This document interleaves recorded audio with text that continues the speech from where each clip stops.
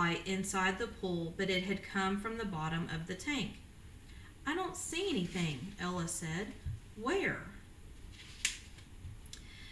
It was out there, but only for a second. A ray of light, just like the light that Megan described, Noah said. You sure it wasn't coming from the sky? Richie asked. No, it wasn't. The next moment, the scouts heard a high-pitched sound coming from the room behind them, the room they'd entered the tunnel from. It sounded like a big metal door opening. They turned in the direction of the noise. What was that? Ella whispered. I don't know, Noah said. Maybe someone who works here. They pushed away from the glass and tried to act casual. Ella fluffed her ponytail and Richie ruffled the pom-pom on his cap. The scouts heard another high-pitched sound, followed by the sound of something slamming shut. That's too loud to be a normal door, Richie whispered.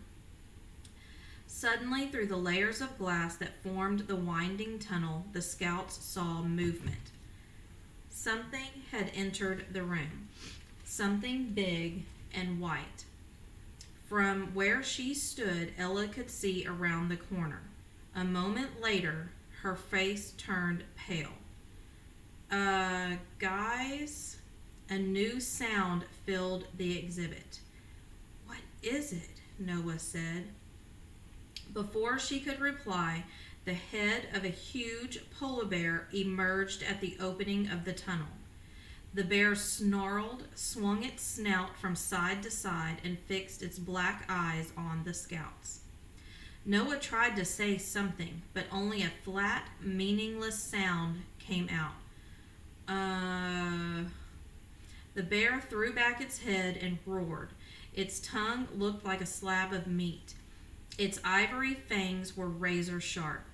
Noah glanced into the pool. Only one bear was out there.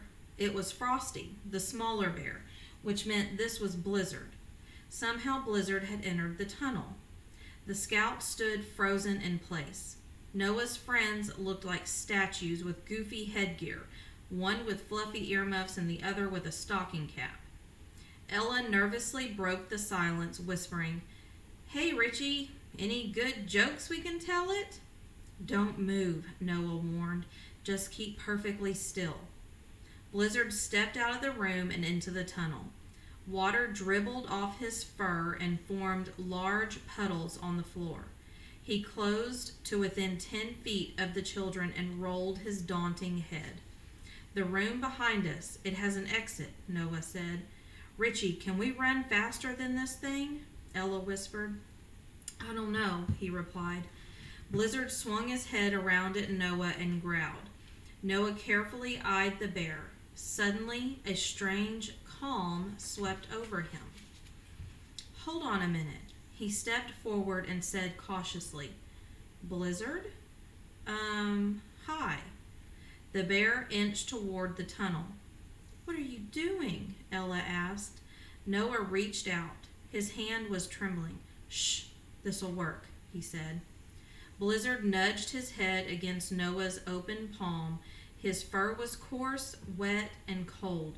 He sniffed Noah's arm, and his coal-black nose left a wet spot on Noah's jacket. Noah realized how massive Blizzard was. His legs were like tree trunks, and his head was as big as a beach ball. Noah stroked Blizzard's crown as the bear sniffed his arm. Blizzard, he said, do you know who I am? I'm Noah. Blizzard growled softly. It's okay, guys, Noah said. He's here to help us, like the other animals. This is crazy, Ella said. Ella and Richie crept forward. When they reached Blizzard, they gingerly placed their palms on his side. What's going on? Richie asked. How can this be happening? I have no idea, Noah admitted. How did he get in here? There's something in that first room, a door or something. Remember that noise we heard? Noah said. This is like a dream, Ella said. In a flash, the entrance door opened, and through the glass walls, Noah detected light from outside filling the staircase. A man was speaking. Yeah, Yeah, right. I know. I gotta pick up the. Noah could faintly see a zoo employee. He was propping the door open with his hip while he talked to another person nearby. Blizzard grunted and looked at the scouts. He dropped something from his mouth, a wadded up ball of paper. Noah scooped it up. It was wet and gooey with spit. He crammed it into his pocket and Blizzard thundered back down the tunnel. The floor quaked. Need to pick up my toolbox, the zoo attendant was saying. That's a big headache we got down there. We'll need to. When Blizzard reached the end of the tunnel, he turned the corner and disappeared.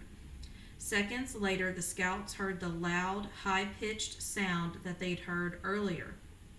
That was it, then. Blizzard had entered the exhibit through some kind of secret door. First, I gotta close up the tunnel, the man continued. Let me do a walkthrough real quick. I'll meet you on the platform. The door snapped shut. Through the glass, Noah saw the man approaching. Don't say anything, Noah said. If Blizzard doesn't trust this guy, we don't either. Totally, Ella agreed. The man turned into the tunnel. When he saw the scouts, he waved his fingertips toward himself and said, Let's go, kids. I gotta lock up this joint.